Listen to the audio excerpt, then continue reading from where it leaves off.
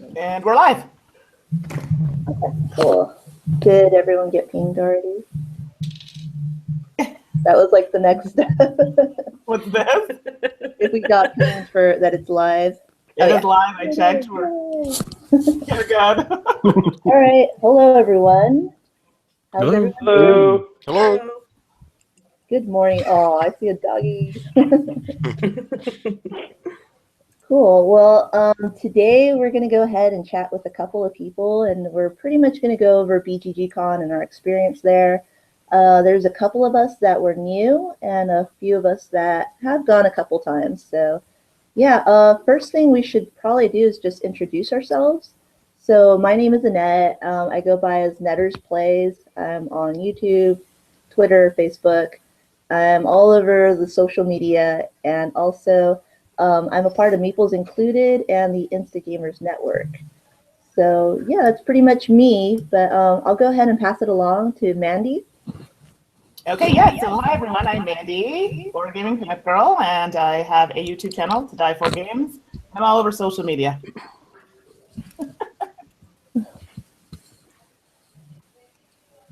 And then Paul? Yeah, I'm Paul Grogan, currently in the UK. Yeah, that's about it. I just got back from London, so I'm really tired and I can't remember anything other than my name and the country that I live in. What do you do, Paul? Gaming rules. Do stuff. Yeah, I do videos, I do rule books, I do game demonstrations for some small company based in the Czech Republic. I think Josh has heard of them. So yeah, I do various things. So Cool. So also just moving along my line, Patrick. All right, I am Patrick Hillier, also known as the at Over the Hillier. I am from What Did You Play This Week podcast. And that's about all I do. I talk about games and play games. I think a lot of us do that here. Yes. Oh, is it a game thing? Oh, jeez. oops. And then Mason. Hi, everybody. I'm Mason Weaver. You can find me on Twitter at Mason A. Weaver. And I'm also on the What Did You Play This Week podcast. And I'm excited to talk about BGCon with you guys. Yeah. And then also Mark. Yep, I'm Mark Streed from BgCorner. And we have our own YouTube channel, but most of our reviews and everything are on the Dice Tower. So, and then I'm part of Board Game Blender as well. So. Cool. And then Kimberly as well. Hi, Kimberly Bullock. I'm at KJ Bullock on Twitter and a founder of Granite Game Summit, part-time co-host of The Cubist. And then Trixie. This is Trixie. I mean, Dan. I'm Daniel Newman. I design board games, and I talk too much on Twitter as dnlnwmn is my name without vowels. But Trixie is more important. No. All right, Yes. cool. So We I have don't know. someone. Did we forget What was someone? it? Oh, Josh, there you are. It's just me. It's fine. I'm the sales director for Czech Games. That's what I do. It's kind of sharing. That's Yeah. why. So sorry about that, Josh. That's okay. How many of us was it our first time going to BGCon? I know it was my first time, and Mandy's and Daniel's. Yep. And yeah, the experience I had there was pretty amazing. Like, I had these expectations where I was just going to be kind of like in Disneyland, where everyone was just like popping up here, popping up there. There's Mickey Mouse, there's Minnie Mouse, there's Rodney Smith, there's Tom Basil. You know, but overall, like, it was just great. Just meeting a lot of people that I see online and that I chat with on Twitter and such. Sorry to interrupt you, Annette. There's Matt Roy online. Says, hey, Patrick. I'm sure you know who that is. I know who Matt is. Okay. So yeah, so I guess it was my first time. So probably talking to the first timers, like how did it meet your expectations? Hi, Gabe. Sorry, Gabe just walked in. Sorry, the question was, how did it meet our expectations as a first timer? Like, what were you expecting? Did it meet your expectations? Yeah, I mean, I really went to see people that I've been talking to for so long, and it was just cool to hang out with folks and play games with some of them. Get away from that one for a week. It was more like I played a real mix of new stuff and old stuff, which I wasn't expecting. I thought it was going to be mostly like catching up on the Essen releases, but it was really just important to kind of hang out with folks that I don't get to see very often. Yeah. I thought it was really great. I was so happy to finally meet all my Twitter peoples and Instagram peoples and, get to play games. Well, a few games with them. I mean, I had to work. But I think the one that stands out the most was Kimberly, and I am so sorry. Oh, gosh, I have to tell you guys. We were in the room learning Lisboa. Paul, you were a great teacher, but honestly, I was like, not at all. And Kimberly Just tell him he's pretty. Yes, Yeah. he's beautiful, beautiful. And I literally walked right by Kimberly, and I was like, she looks familiar, but I was in such a confused state that I didn't even say hi, nothing. And it's only till after that I thought about it, like, oh my gosh, I think that was her. So I'm so sorry. It's okay, we met later. I didn't want to interrupt you either. So. No, I know. We were thoroughly confused at that point. So Yeah. And Patrick was being inappropriate. We had to pay attention to him.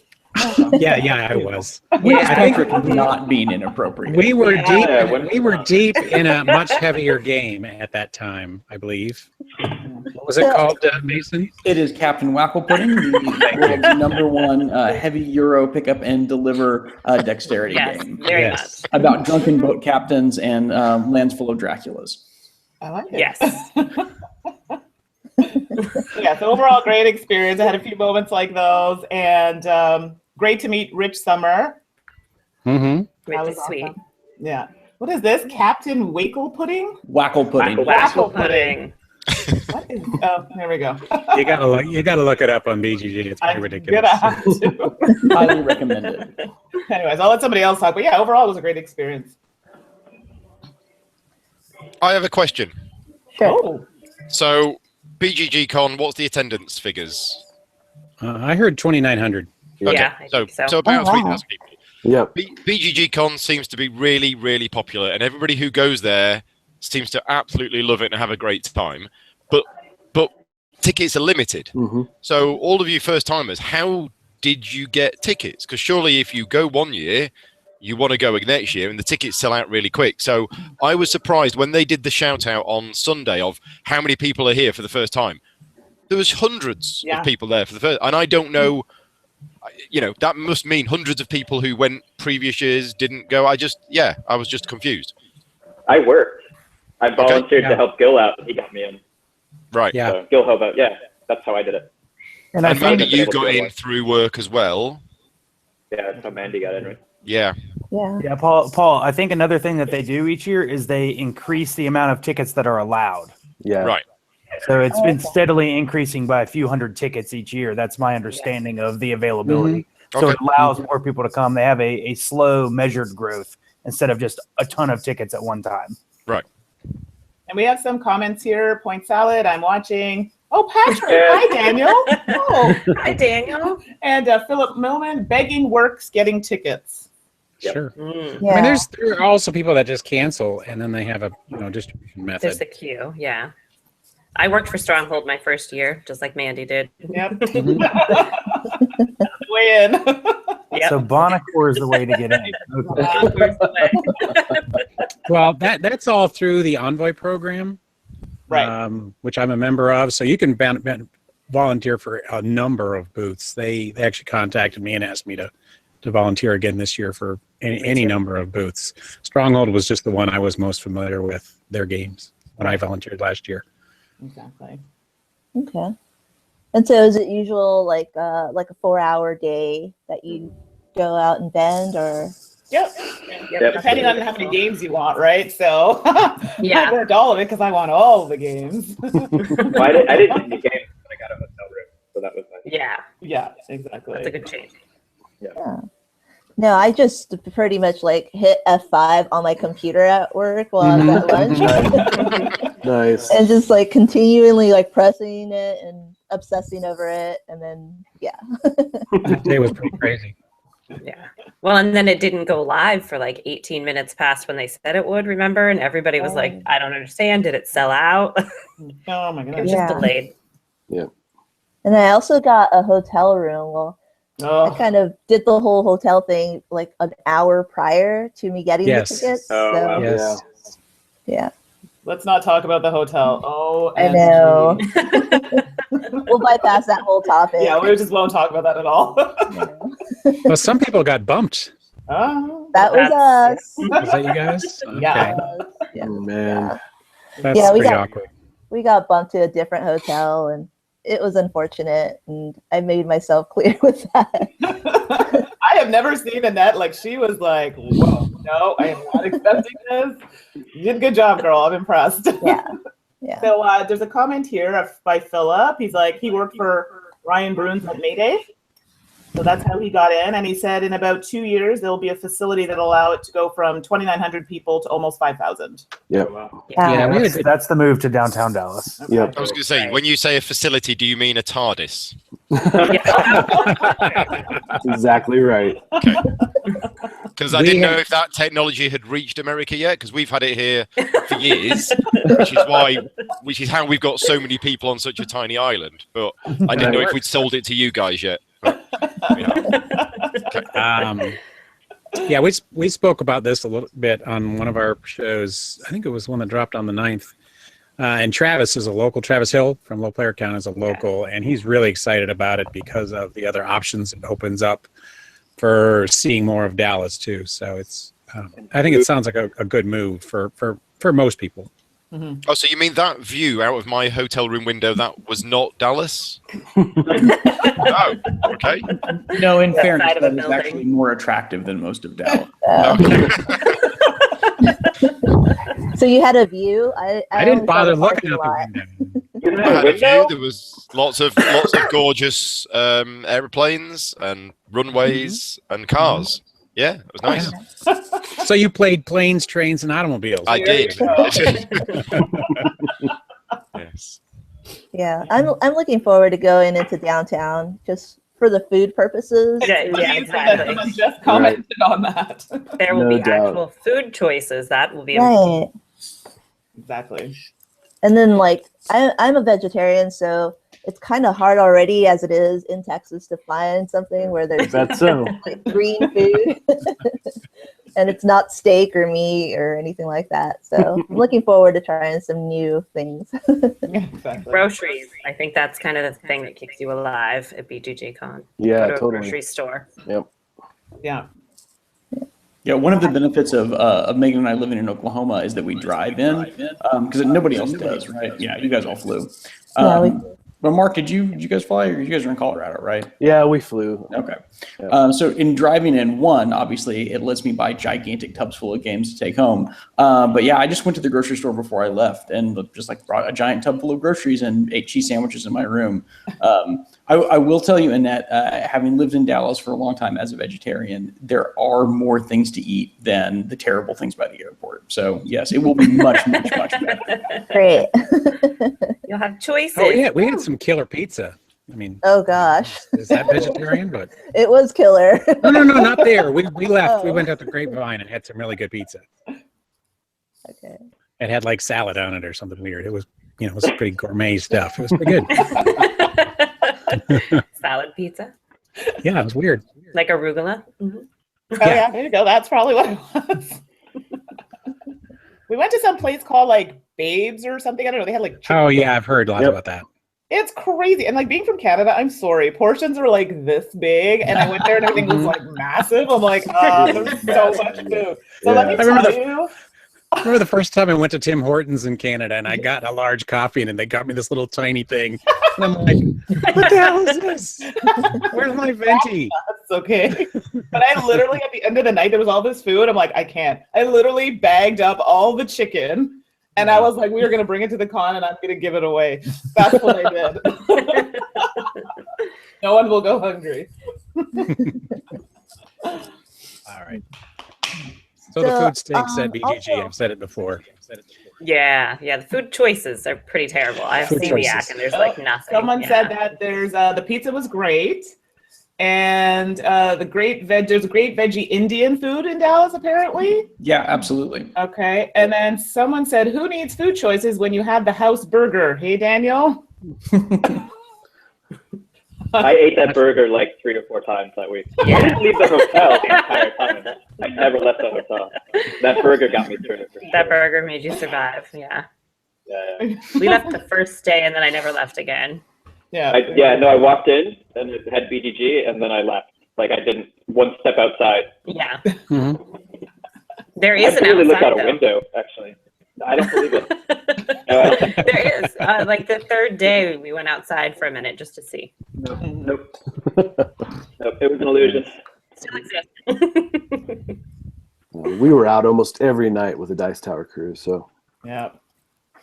Saw lots of pictures. yep, it was a blast. I wasn't able to make it. I got a couple messages, but there's never a good time for me to go. Yeah. Yeah. Looks like you guys had fun. Oh yeah, it was great. Way too much food. Oh my gosh. I actually took one night. I took one night off and didn't eat at all. It was crazy. See? Exactly. You took a vacation from eating. I did. Yeah, so also going back to BGG and talking about like some of our most memorable moments or events that we participated in. You know what? I only participated in a few things, but I heard there's like a lot more going on than I actually thought there were. So if you guys want to go ahead and comment on some of the events that you attended or a memorable moment you had somewhere. The only event I attended was the What Did You Play This Week podcast meetup. Yay. A ribald old time we had indeed. Captain Wackle Pudding, Fake Artist, with that terrible, oh my God, that awful pun game, Patrick. The Thunderdome? Oh, Yes. it was so bad. So bad. Yeah. I have to say, I felt a little vindicated given that Patrick had been threatening me with it for months and then actually got it out. And it was awful and put it away. It was so bad. Yeah. It felt good. Feels good to be right sometimes. Yeah, that was really fun. Clearly, I don't know how to put together a podcast meetup because I apparently. Hey, there were 6 of us. Yeah, okay, in fairness. I mean, it was really fun. But I also guess I don't know what to have expected from a podcast meetup. I don't know what they're supposed to be. So, like, I appreciate that people showed up at all. I think That that's was basically it, challenging. yeah. There was a bigger one down the hall, so a lot of people got intercepted by that one. Yeah, unfortunately, there's those rooms are only available for short periods of time every day, and they're almost always booked up against something else more important than like our small podcast. So Right. it's fine. It's fine. I'm glad you guys had room to learn was Boa in. So Yeah, no, it was good to be there. Good. I obviously I was concentrating on trying to get people through the late game of Lisboa, but you guys seem to be having rather a lot of fun on the table next to us. Are we that serious? I swear. I just. But No, I'm just comparing, us playing one of the heaviest Euro games of the year to whatever you guys were doing on the other Captain table. There was Wackle some differonces. I listened to the video. Actually, it was pretty funny. I'm like, oh my gosh, I seriously wasn't getting it. Oh. Yeah, it was, I was it a hard actually one. I was actually doing a DanCon event in the same room with Dan Halstead and Daniel Wood. We were playing Navigador. That was all actually in the same room as Yes. well. There were 3 events in one. Yeah. Oh, everyone, Philip is signing off. So bye, Philip. And he said, nice meeting you all and glad to have met some of you at BGG. Oh, cool. Cool. Bye, Philip. did anybody else besides me do any math trade or virtual flea market stuff? Oh, yeah. I did the virtual virtual flea flea market. market. No, I skipped it this year. Missed out. That thing is, so last year was my first year, and I honestly didn't know what to expect going in. And I definitely got the like blood pumping, like teeth gnashing, like full on freak out for trying to get online. It was madness. Awesome. Yeah, but I mean, I was really well organized. I had all my money in envelopes. I knew a lot of the people from last year who I bought from, and it's still like by the end of it, I was just like soaked in sweat with a giant stack of crates to roll back up to the room. So if anybody hasn't, I'm sorry. This is the thing I don't want to saw do. him. Yeah. Well, I don't know how you can sell and buy at that thing. You have to have two people. Yeah. I think Yeah, they you said do. that if you're selling or buying, you have to stay at the table with all the stuff you're selling, and somebody else has to go around and buy everything for you. Because I entered one item into the VFM, but then I thought, well, hang on a minute, I'm not going to be able to make this event. So I contacted the guy privately and said, look, if you want to just come and see me, I'll be here and we'll just do it privately, and that was fine. Sure. But looking at the plans, the organization of it, I'm really curious to see, did it all go well? It was crazy. I was buying and selling, and I was able to get everything done, but it was nuts. And there were a couple I wasn't sure if the people I was actually going to find to like sell my game. And I wound up carrying what I had left around with me, trying to collect the ones that I still had to buy, and then went back to my table.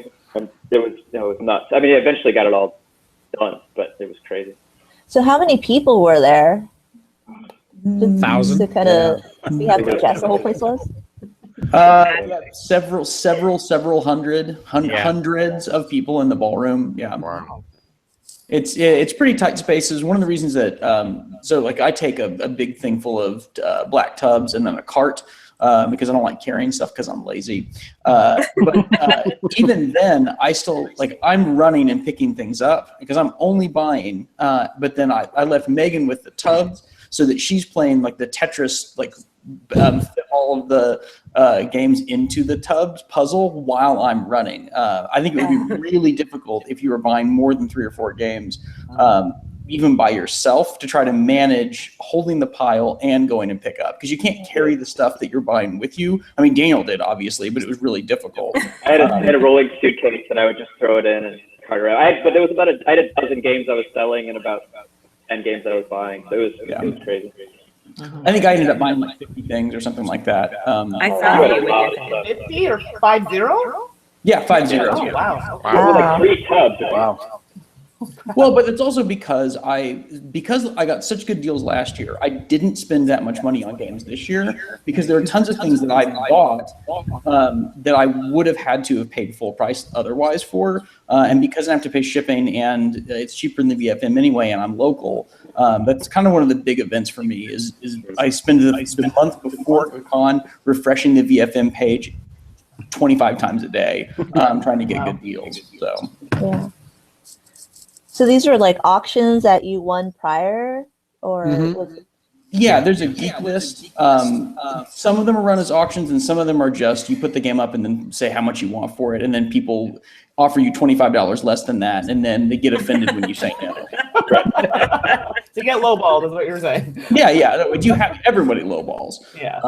So. Not me. Aw. Oh, that's because you're lawful good. You're the Yes, I am. ultimate guy. And I hate auctions and I hate haggling. I just if I want that game, I buy it. Buy it, yeah.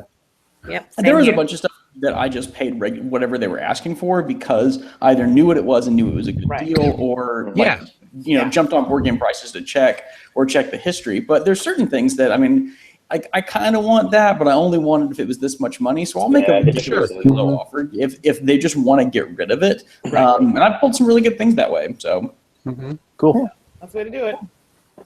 I mean, like I've been hunting down the buildings for Puerto Rico for probably 5 or 10 years, ever since the anniversary edition slipped through my hands. Wow. And when that came up, I was just like, I'm not auctioning on this one. I'm buying this instantly. Cool. So I jumped on that. Was it you that I was talking to about Puerto Rico? Nope. On Twitter? Okay, no, it wasn't you. Okay. Sorry, no, we had a discussion between that one and what was the other game? The card game. Oh, San Juan. San Juan, thank you. So, yeah, I prefer San Juan. They're both good. They're Okay. both good. I'm an old-time Puerto Rico player, so. Okay. So another event that I participated in was the Spielathon. Mm-hmm. So it was like a dexterity games, like kid games set up all over the place. And then you would go to each table and you just play a game. They have an instructor. They would show you how to play. And then once you're done with that, you get a little stamp And then at the end, you can turn in your stamp card, and you pay like $3 per stamp, and it's like all going to charity. You learn a whole bunch of games. They have auctions while you're there. They have a huge auction afterwards, and then you can play with like celebrities and stuff that are there at the end. And so it was a really great cause. Like they have a whole bunch of games that they pretty much box up and they send out to children's hospitals or convalescent homes and kind of provide like the new contemporary games to them. So it's not just all Monopoly that they have at like old people home. But yeah, it was really fun. Like actually it was a lot more fun than I expected. I kind of just was hanging out downstairs, and Maggie, she came by and she was just like, "Oh yeah, you should totally go to this thing," and Mitch and I did, and it was a lot of fun. Yeah. I did sort of a charity event. So just before BGG was the Jack Vassell Memorial Fund, and I'm a strong supporter of that. I actually wrote up an article on my blog if you want to look for that. And I won the play with the Dukes of Dice, and we got that game arranged. So it was me and the Dukes and Suze played Terraforming. And that wasn't really, it wasn't the reason I bid on it. I bid on it. There were some other things that they threw in, but the fact that we got that thrown together was a lot of fun. So that was a good game for a good charity. Got some good attention for the charity auction. So, Who won? Suze. Was it your first Of course time she did. or- My first time playing? No, I've played it a couple times. Yeah, a couple of times. A few. Just for future reference, anytime you play Terraforming Mars now, you need to tag Patrick on Twitter when you talk. Yes, that is the new normal. Excellent. You're getting tagged like you're the designer. It's amazing. Might as well be it. You should be getting a percentage from Strong. I should. I need a cut from Stronghold. I'm drinking out of a Stronghold glass right now. Oh, Wow. That's commitment. Yes. Well, that's part of Barnacore's whole scheme is to indoctrinate us all, so we all talk about him all the time. exactly. Right. It's working apparently. It does. Yeah. It Very absolutely well. does. Yeah. Yeah. So any other events that anyone else participated in, or? There was also a podcasting event. It was sort of loosely thrown together by Eric Leemaster, who's on Board Games. And it was a lot of people there from various different podcasts and YouTube channels, and some people in the audience. And it was basically how we do our podcasts and or YouTubes, and sharing information. There was some people on Kickstarter there, maybe asking how they might get review copies in. So it was a little interactive. It was the first time I've ever done anything like that, so I wasn't perfect. But Chaz Marler videotaped the whole thing, and it will be going out on a channel somewhere someday. Cool. So just moving along to like our number one game of the con. So did you all have a game that kind of like surprised you, or a game that you played a lot, or what was your number one game that you would consider you played at the con? Yeah, so hands down for me, and not just because Josh is here, but Adrenaline. I just could not stop playing that game, and literally, we played it probably 6 times at least. Oh wow! And every time someone got up from the table and went and bought it, every single time. Really? Oh my Yep. goodness! That lasted for a day and a half. Right. So it was, and it totally surprised me too, because I was skeptical. I was like, really, a first-person shooter in a board game? And I love it. It might even make my top 10. I'm not saying that it will. Oh, it might wow. even make my top 10. So I really enjoyed it that much. And it's amazing how strong that theme comes through, especially for me, who, along old school video gamer, playing Quake and Unreal Tournament, and that game totally has it all built in. And I love the fact that if you take someone out, they come right back and they're no longer his primary target because they're worth less points. So you don't you get away from that ganging up on somebody. It just was so much fun. Just fantastic. Great. So how many players is that game? It's 3 to 5. Yep. Okay. Yeah. Cool. Yeah, unfortunately I didn't manage to play that game there. I kind of wish I did because I've been hearing a lot of things about it. Nice job, Patrick. Yeah. What? Like, I don't know. No, never mind.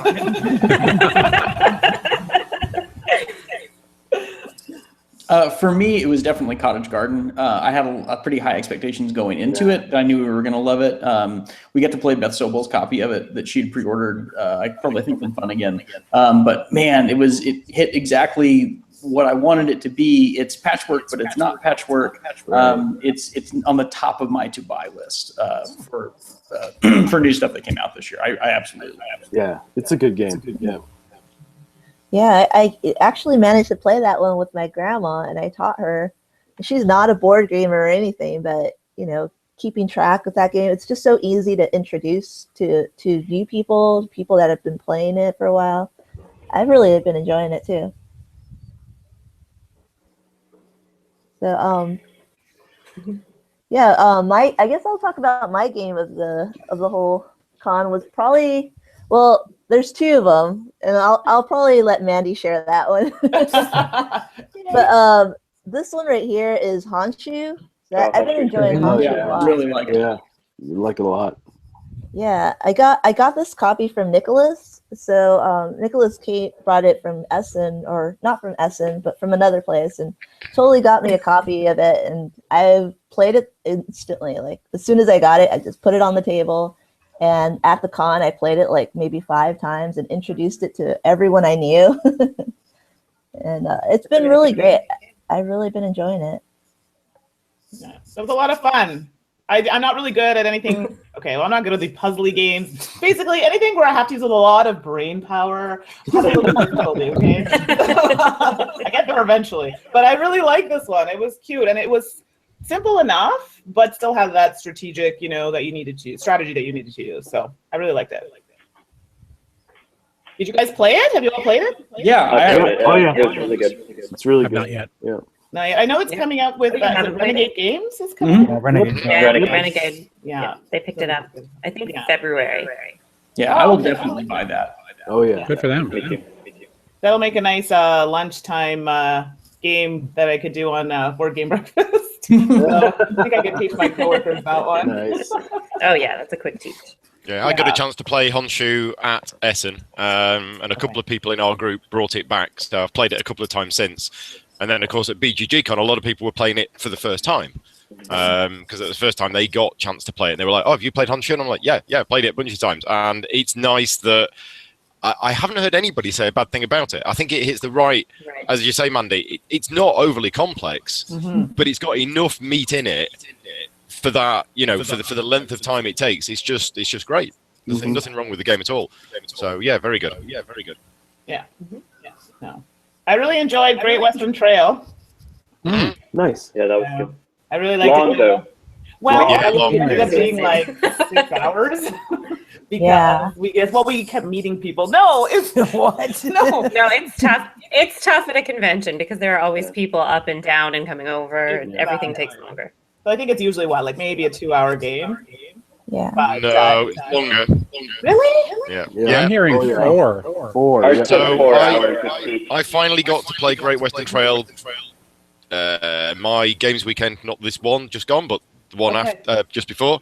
3 players learning the game took us 3 hours. If we Okay. played it again, it would probably be 2.25, 2.5. Okay. 4 players was 4 hours with learning. Would probably be 3.5. It is on the longer side of the games. Yeah. It's a bit of a shame. I think with a bit of extra development, they could have just stripped out a little bit. But the thing is, everybody I know who's played that game, who timed it, is surprised at how long it took. It doesn't feel like that long. So our 3-hour game felt like 2.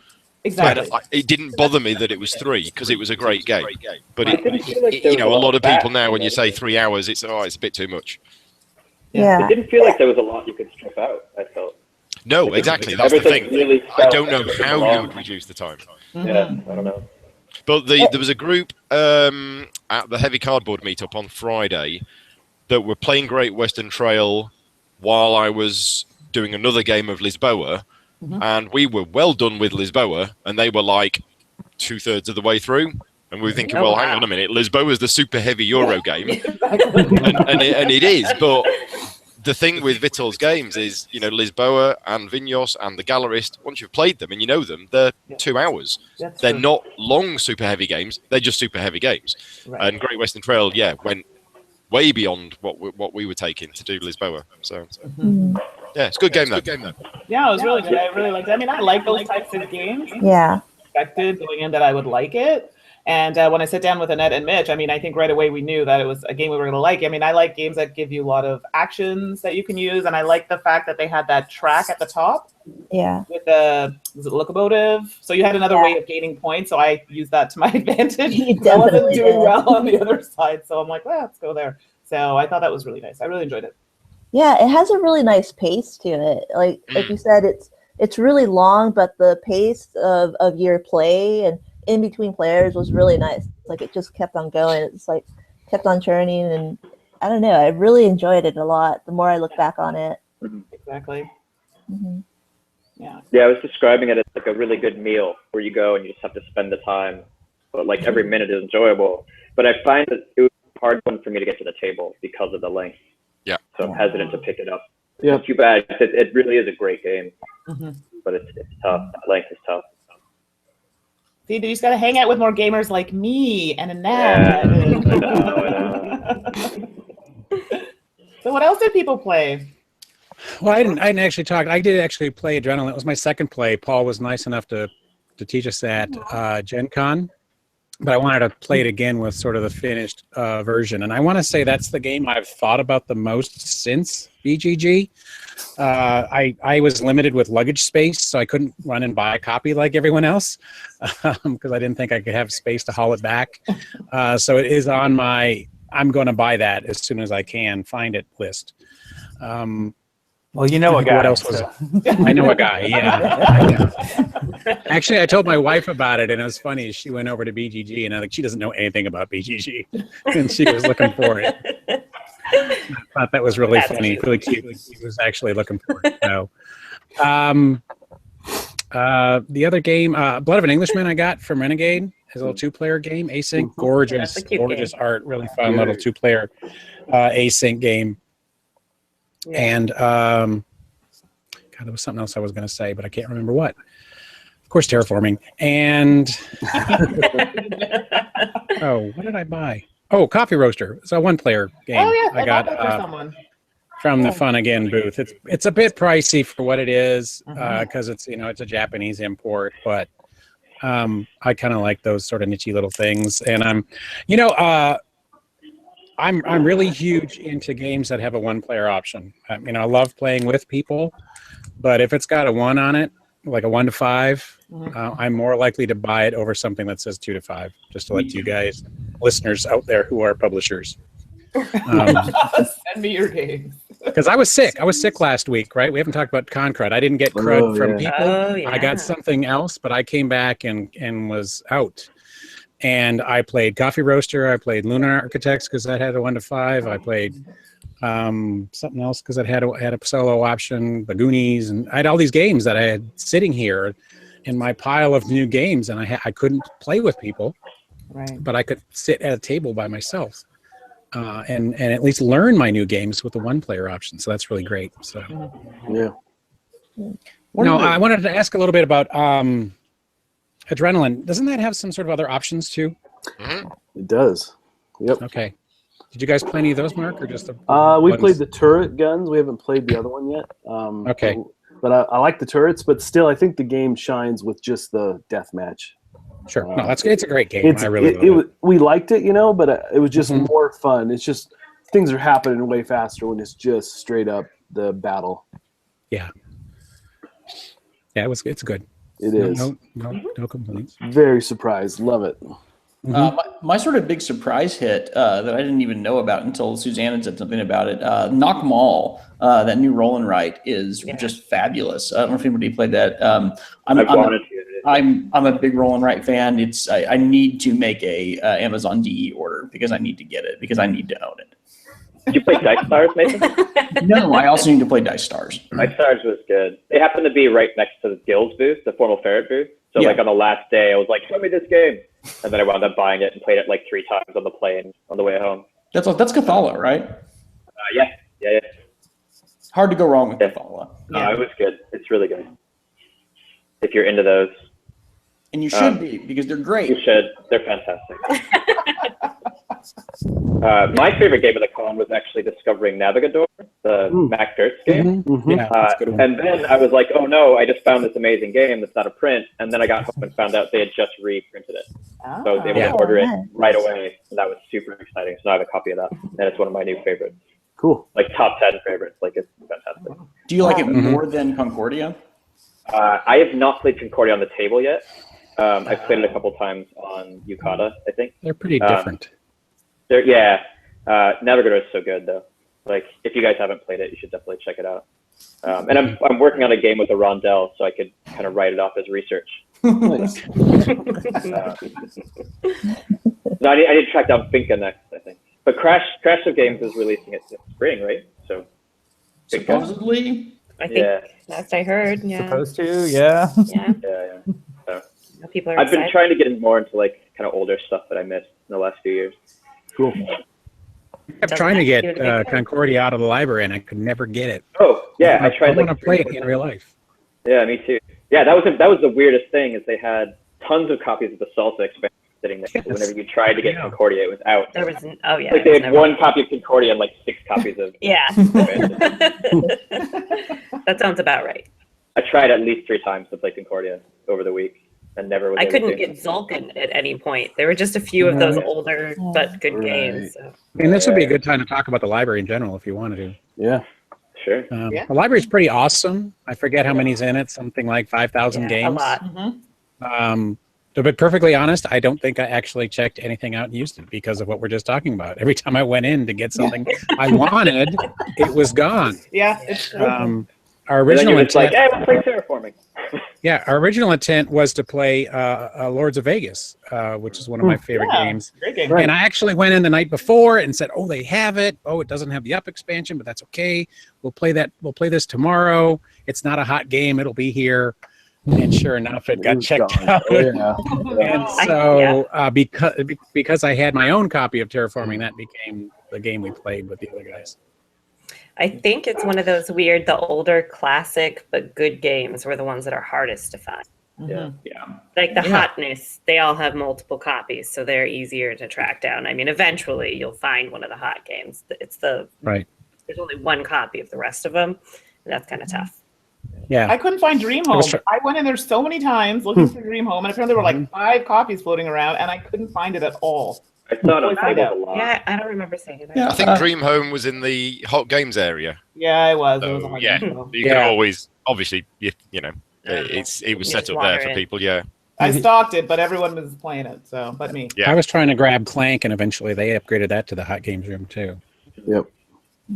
The only time I got Great Western Trail, I grabbed it as somebody was reshelving it. I just happened to see that's them. the best way to do it. Megan and I played Dream Home. It was okay. I don't know that I'd buy it. I don't know. I like it. It was fine. It was fine. It was pleasant and enjoyable. That's enough to buy a game for me. Oh, I own it. Oh, no. So, how about this? I will buy it when it goes on sale. Oh, okay. Well, that's acceptable. No. You'll pick it up at next year's virtual flea market. Yes, I will. Yeah.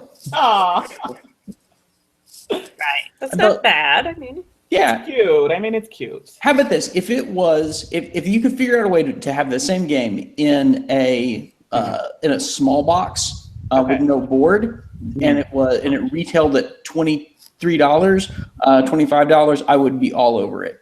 I can agree with that though, because I think the price point I found was a little high. It's a little high. I get it. I mean, I get what the box size they're trying to do. I understand, like, mechanically, because of how you need to place the cards, and you have to place cards under the other cards. I don't know how you do that in a really small box. Right. But there has to be some workaround for it. The actual gameplay doesn't warrant the box size and the price point.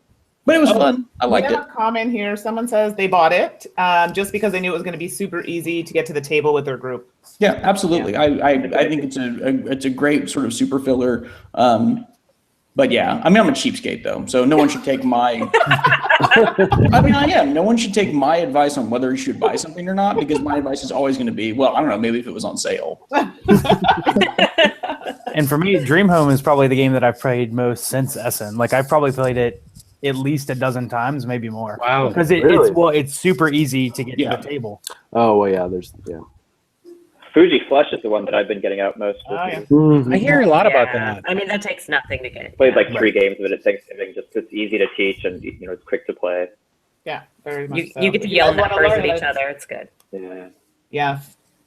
I hate to be a stronghold fanboy, but I also like what's the other Table Fruit. Table Fruit. Yes. Oh, that one I didn't get to play. I thought it was great. Oh, I can teach. I think I taught it for the whole. I want to see how it grows, because there's like 60 different card types, you know? Yeah, so I we think played it's, through 58 8 or 9, I think is the farthest I got into that deck. The first scenario, the setup, it's usually you get up to about 9. Yeah. Yeah. So my games weekend last weekend, first game we played was Fabled Fruit, and what we decided to do is every time a group stopped playing, we saved the game, and then when another group wanted to play sometime later on in the weekend, they picked up from where we left off. Oh, nice. And I think we got most of the way through the first pack. So we didn't actually open the second or the third pack, but we got a way through it. I started off not really enjoying it, but then as I dipped into it later on, for what the game is, for the length of time it takes to play and the complexity level, I thought it was good at what it did. My concern is once you have played through it all, you then play through it all again. I think part of the enjoyment of the game was discovering the new stuff as it came out. Yeah. And I'm concerned by once you've been through that once or twice. But to be honest, once you've been through that once or twice, that's probably more plays than I've got out of all the other games in my collection. So that would be fine. And it's also great for something exactly what I did, a games weekend, where you say, right, this is what we're going to do. We're going to start off with this. And then when you finish playing, put those cards in here, those cards in there. And then the next group picks up where you left off. And it became a game that kind of everybody was involved in over the weekend, and it was kind of cool. Now there were some comments about it. If you bought it in Essen, I think it was a good price, but the English version I think was very expensive for what you got in the box, and I think that put a couple of people off. I don't know what the price is over there for the game, but in Essen the copies were quite a bit cheaper, I think. I think at BGG Con, I think it was about 45 US, and in Canada it's actually the same. It's 45 Canadian. Okay. Oh, well, I should buy a Canadian copy of it then. Exactly. It'll be super cheap for you. Yeah. Gosh, it's $39 on Amazon Prime. That sounds like a Board Game Bliss order to me. It's not on sale. How are you going to get it? Well, I'll wait until there is a Board Game Bliss sale of other things. And then I will get it to bump to the $200, and I will take advantage of fingers crossed while we still have $1, the weak Canadian dollar compares it to ours. This podcast brought to you by BGG and Board Game Bliss. So I didn't play that many games at BGG Con, but my big games weekend last weekend, I went through a whole load of new games that I hadn't played before, Great Western Trail being one of them. The last game I played was First Class, and I've been hearing so many good things about this game. And at Essen, it was actually #1 on the Fair Play list. So I don't know, for those people who don't know, there are basically 2 hotness lists at Essen. One of them is the BGG one, but the other one, dare I say it, more respected, is the Fair Play list. For people who like the kind of games I do. So the BGG list has its medium to heavier games, Right. and more the sort of connoisseur style games will generally vote on the fair play list, whereas the BGG list is basically, you know, people just go up and click a button and you know, whatever. And yeah, First Class was number 1 on the fair play list. I think it was joint number 1 with something else, possibly even Great Western Trail and Railroad Revolution and things like that. And I got a chance to play it last weekend, and that's now number 1 on my must-buy list. It was really good. Sorry to cut you there, Paul. Someone's asking, are you the person who had arranged Hunger Games? No. I don't know what that means, though. It's a film with Jennifer Lawrence. Yeah, that's what I do. It's a book series. Yeah. There was 4 of them. I don't know if there was something that I was missing. Was there like an RPG or something? Like, I don't know. So no, not me. Okay. So yeah, first class. Now, First Class was described to me as Russian Railroads, the card game. Yeah. By the same designers. And I was, you know, I went into it with that expectation, and I came out of it not thinking that. But then as I looked at it, for a second. Did you say Russian Railroad, the card game? The card game, yeah. Oh, that's what some people described First Class as to me. You don't think that's an apt description? It shares a couple of similarities, but that's it really. So I wouldn't make that comparison when trying to explain it to somebody else. But yeah, it was good. It was good. Too. Yeah, I got to play that game, and actually, it's the number 1 game that surprised me at BGCon because I didn't hear anything about it, and someone just suggested, you know, we should play this, and they didn't even tell me it's like Russian Railroads, the card game at all. So I had no expectations. They taught the game, and then we started playing it, and I got that feeling from it. It was just like an engine building game where you can either go this way or you can go that way, and you can start, you know, earning points in one way while you're looking at your opponents and they're earning points in a different way. And at first you're kind of like chugging in a little bit at a time, a little bit of points, and then the grand finale of the last round was just like a real struggle. And it's drafting. It's like Russian Railroads with cards, but there's a drafting element to it, and it was really interesting. Like, I really enjoyed it a lot. It surprised me. I instantly wanted to buy it just to have it, but I don't think it's available in the States yet. So. No, it's not even available in English. No, it's not. Right. So the rules that we were playing were somebody had translated them as best they could. So the guy who taught us said, look, this is the rules as far as I understand them. These may or may not be the actual rules of the game. We probably got it 90% correct, but there might be some edge cases. But it was fine. It was good enough to play the game. Yeah, it's really surprising that a game like that, they didn't get time to do the English rules before Essen, because that's kind of a big thing. But they obviously didn't. But yeah, they will be doing soon. Very good game. It's a really good game. Yeah, the people that were playing next to us on the table, they had the game, and they just handed it over to us. And then the guy, he actually taught the game. And there was an English copy. Yeah, it was really nice. Like, you didn't really have to do that, but he taught us the full instructions and what it was all about, and then he left us. And then there was an English copy, like a PDF copy of the English rules in there. So we could easily look back, but just the flow of the game just made sense. The iconography, like, you don't really need the rules too much in that game. No. Yeah. So were there any other games that surprised you that you didn't expect, you know, that was kind of like, oh, you know, I never heard of this game, you tried it, and then all of a sudden you loved it or hated it? Yeah, so Sam brought this game, Guards of Atlantis, and I'm pretty sure it was a Kickstarter game, and I pretty. Is that what you were? That's what we were playing next to you, and it's this really interesting. It's really just this interesting tug of war battle, and the sides go back and forth, and you do teams, which is pretty interesting. So you could have 3 teams of 2. But it really truly feels like a tug of war battle across the board, and you have heroes and barbarians and things that are preventing you or helping you take out minions to shift the balance across the board. But I can't say that I loved it, but I was very surprised at how enjoyable it was. Sam just loves that game so much, and we played it 2 or 3 times. Yeah. And you guys did not look like you were enjoying it. Sam did. Yeah, Sam the rest was. of you did not. That normal. That learning game was definitely slow. It was definitely slow for the learning game. But the second game we played was much quicker. But yeah, I played that with you, Mark. What? Somebody said I played that with you, Mark. Oh, nice. Oh, is it Daniel? Point salad, Daniel? Point salad? Yes. Yeah. Probably point salad, Daniel. Yeah, He played everything with everybody. He definitely. I mean, there was that part where I was picking on Daniel about how he ate his pizza too. That distracted you guys for a while. Yes, indeed. So, sorry about that. No, it was good. No, but yeah, it turned out to be a better game than I thought it would be. So. There's very few games. Go ahead. Oh no, go ahead, Patrick. I was just going. There's very few games that I want to burn after playing. But this bizarre game, what's it called? Grand Bazaar. Grand Bazaar. I mean, we didn't even finish it. It was horrible. I'm sorry. Wow. Oh, I had one of those too. It was bad. Oh.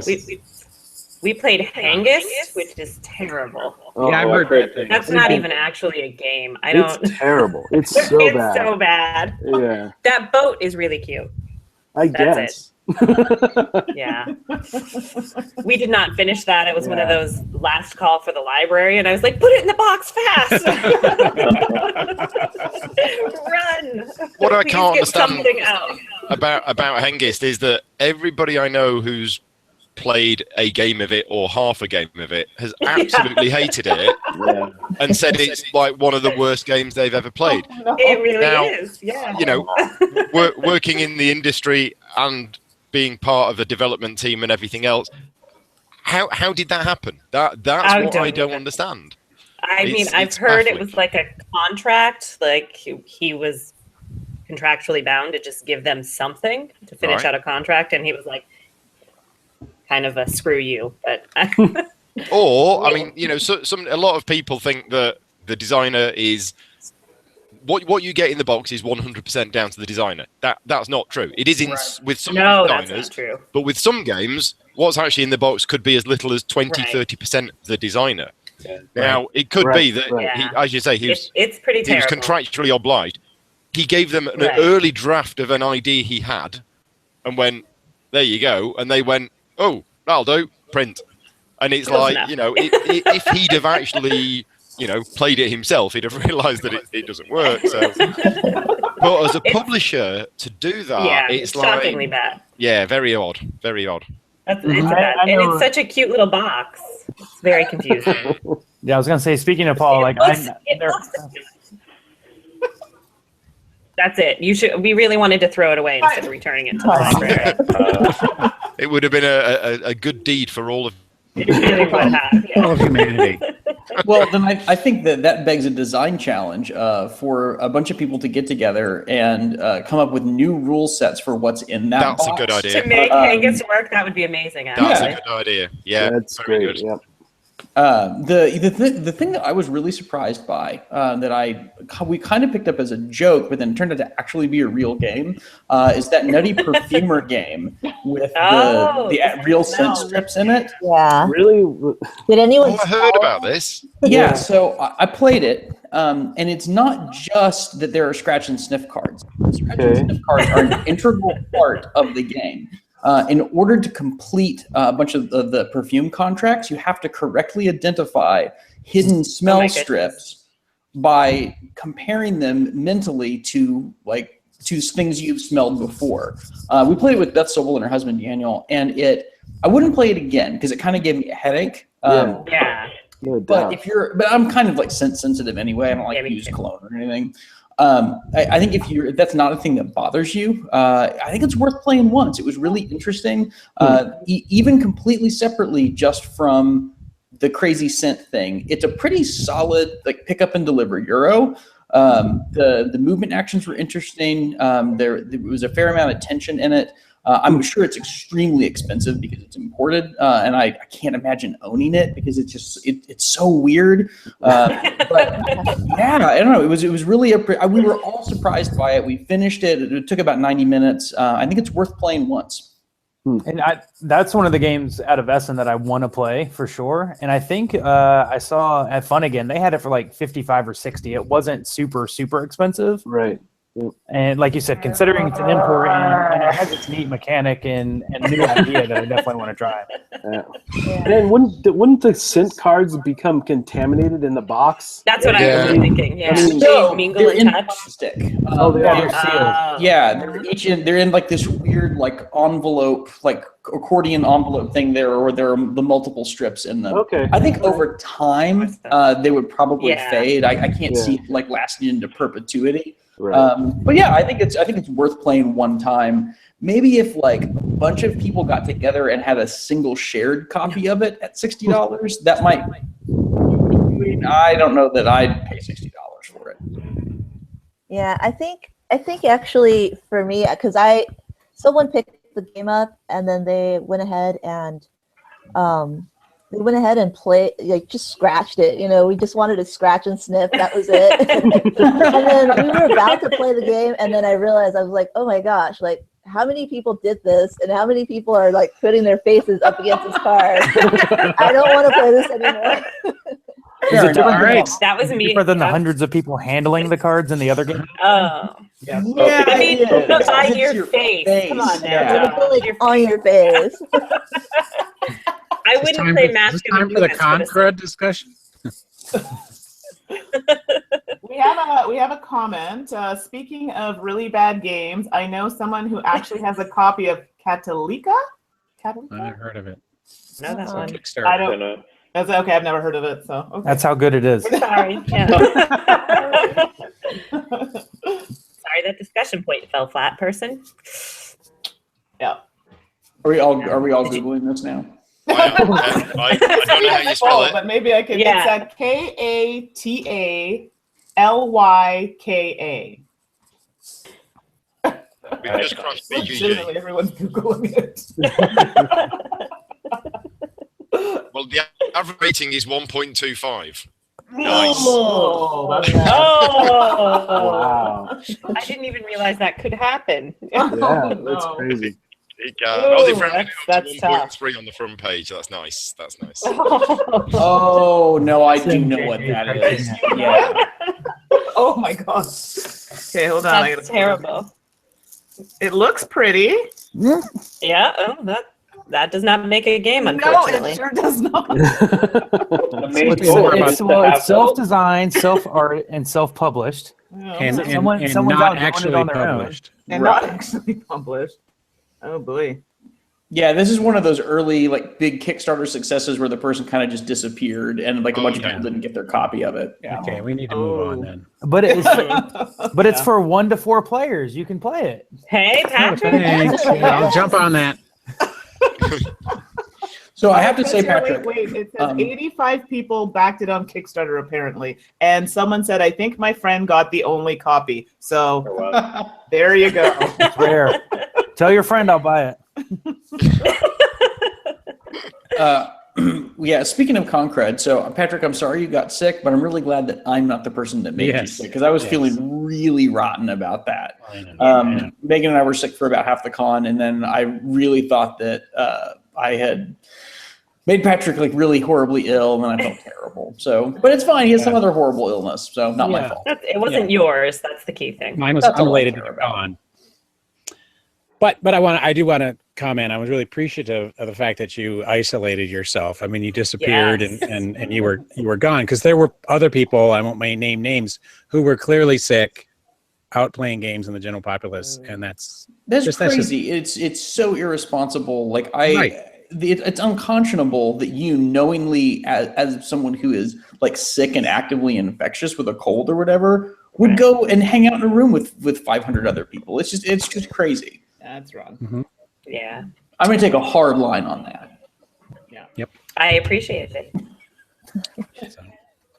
Well, I didn't get Concrud from BGG Con, but my big games weekend, where I have like 25, 30 people over to my house for 4 days, was last weekend. And a whole load of people have been ill with a cold all of this last week, including me. So we don't know who patient zero was, but a lot of people this week have been pretty bad. So that sucks. The thing is with colds, it's a strange thing. You know, you can.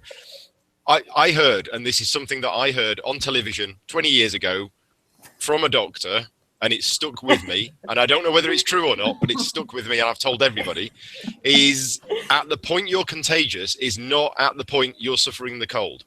And as soon as you start suffering the cold, you are actually no longer contagious. So you can be in a room coughing and sneezing, and at that point, you're not actually contagious. It's before you come down with it. Now, the thing is, if you spend time with somebody who is coughing and sneezing, and then 3 days later you come down with it and you blame them, they gave it to you before that, not at the point they were coughing and sneezing. Right. I don't know, but all I know is that when Rune Meet started, which was my 4-day games weekend, on the Friday and the Saturday, nobody was ill, nobody was coughing, nobody was sneezing.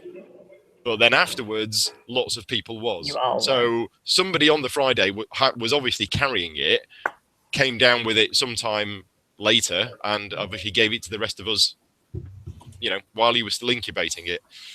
So there we go. Medical advice from Gaming Rules. Paul, did this doctor have a wonky screwdriver? I think he might have done. It was a while back. Yeah. Yeah. I didn't get that at first. Thank you.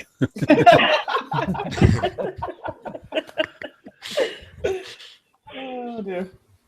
So, Josh, what was your #1 game that you played at BGCon? Probably for a gaming experience is when we played Vanuatu. Like I played it the first version like 5 years ago, but just from a pure gaming experience at the show, that was probably my favorite game that I played. It took way longer than the written time on the box, but like everybody knows, friends come up and we're hanging out, we're having a good time, and that was late on Saturday night that we played. So we started at like 12:30 or 1 a.m. Yeah. Played Vanuatu till like 4 o'clock in the morning, but no, it was super fun.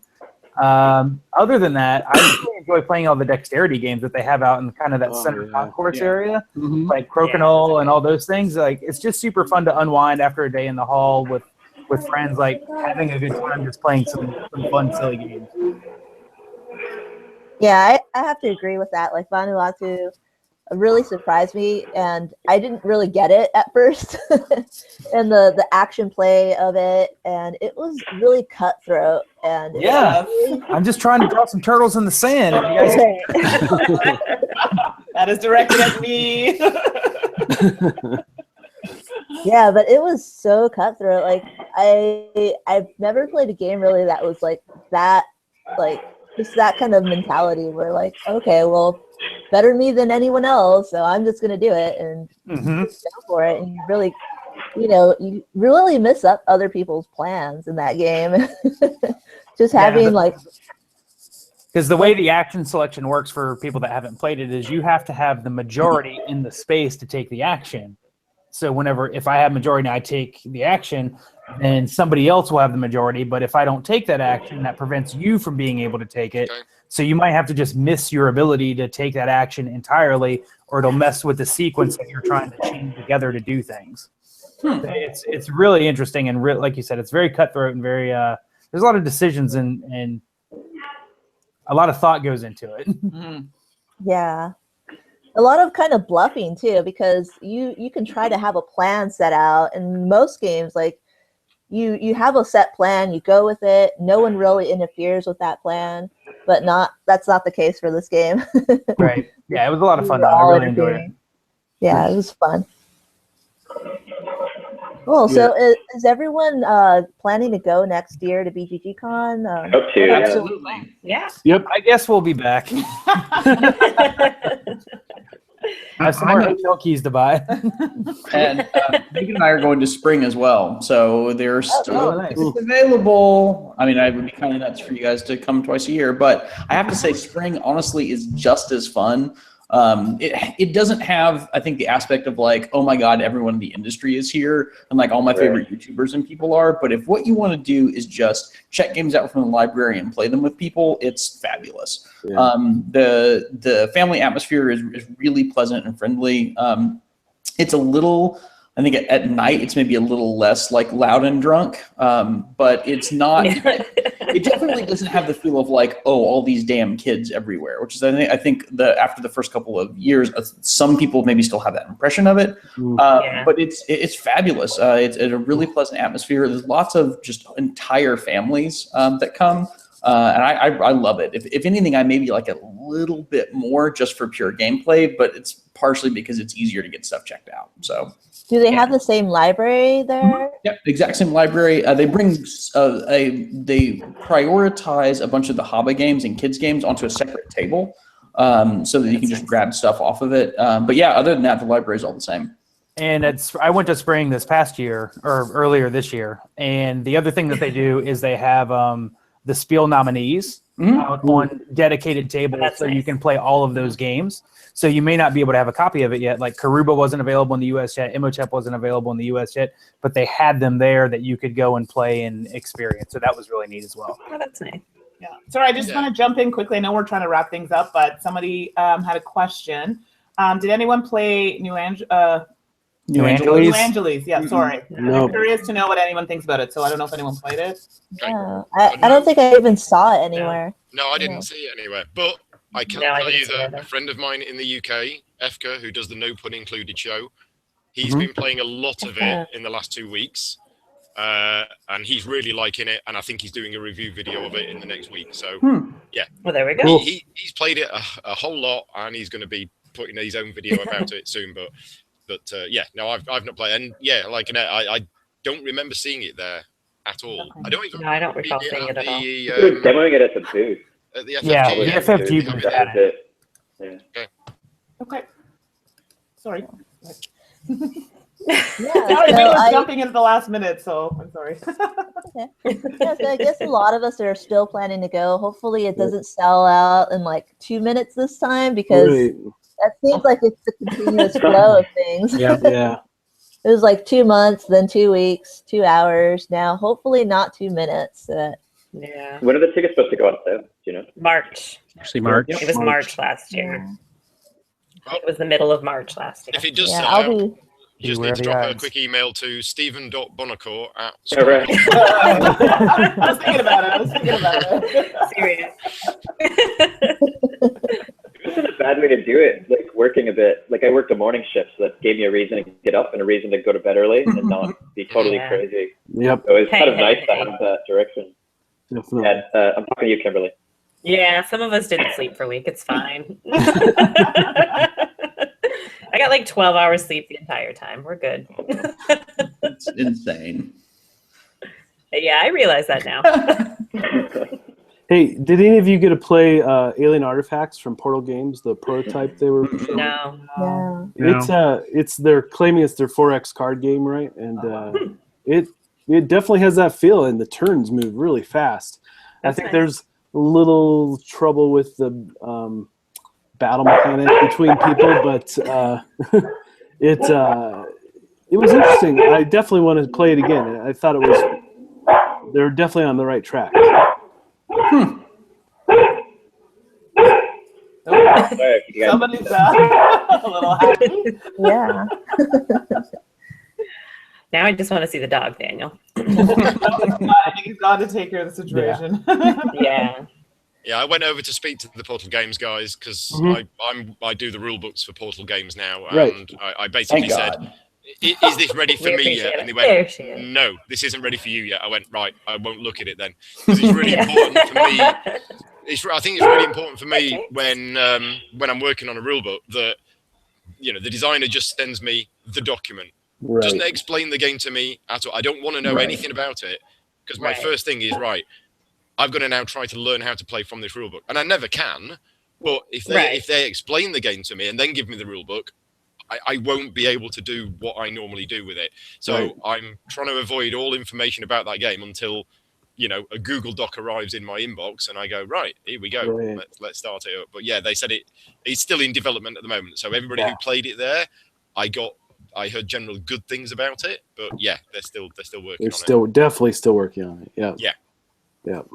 But speaking of rule books, I have to have to give a shout out to the Adrenaline rule book. I do, because How much are you paying him, Josh? This year, Don't worry about your ticket, Mark. I know. Right? The thing is, this year I've slogged through so many bad rule books, and that one was just a pleasure to read. It was just fun, tongue in cheek. It was easy to get through. I didn't have any questions. It just was like, wow, this works. Yeah. Well, a lot of people don't realize this, but if you look in the back of almost all rule books from CGE, there's a guy in there called Jason Holt. I've got to know Jason through my work at CGE over the years, and I've spent time with him, personally and stuff. And he's a super great guy. Yeah, he's a good dude. He's actually a writer. He's a writer as well. But Jason has an incredible sense of humor, and his ability to apply the right sense of humor to any setting. So he did the Alchemist's rule book, which won the award for the best rule book of that year. Yeah, he and the designer of Alchemists worked together on that rule book. All of Larger's rule books are all Larger and Jason. Adrenaline was pretty much given to Jason. And it was like, there you go. You decide on the style, the humor, and everything else. Of course, the CGE team help out with the editing and the images and will pull this arrow to there. But all of that background fluff and the humor and the way that the rulebook's written, Jason deserves the credit for that. And it's just great. Really, truly was probably my favorite one to read for the year. So it was a question to you, Mark. You know, on the front cover of the Adrenaline rulebook, there's all of that background text covered over with the big purple. Yeah. Do you know what that background text says? Partially, because for our review, I've had to pull bits and pieces of it that I wanted to. I'm interjecting the same kind of thing, like, nope, forget that. So go online, get the PDF of the rulebook, and then highlight that text behind the big speech bubble. Copy and paste it into a Word doc or a Notepad doc, and then read it. It's hilarious. And that big speech bubble covers up a lot of the really funny stuff that's in there. Yeah, kind of an Easter egg. It was part of the original idea, but nice. Yeah. So yeah, get the PDF, highlight all of the text, and copy it somewhere else, and then have a look through it. So yeah, I will for sure. Quite funny. It's quite funny. Yeah, I'm working on that review this week, so that'll be great. Cool. Perfect. Cool. I'll be looking forward to that one.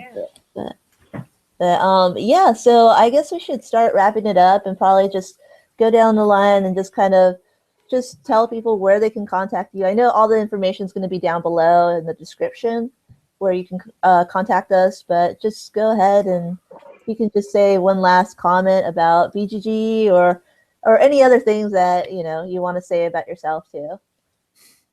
Well, I'll start out. I'll say that this year BGG really I've gone the last 4 years, and it really was my favorite. And I was actually on the fence if I would come back, but after this year, I was really excited about next year. So I'm on board.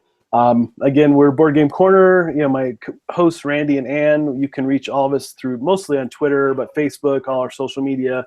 We have our own YouTube channel again, but you can find most of our content on the Dice Tower. So fantastic.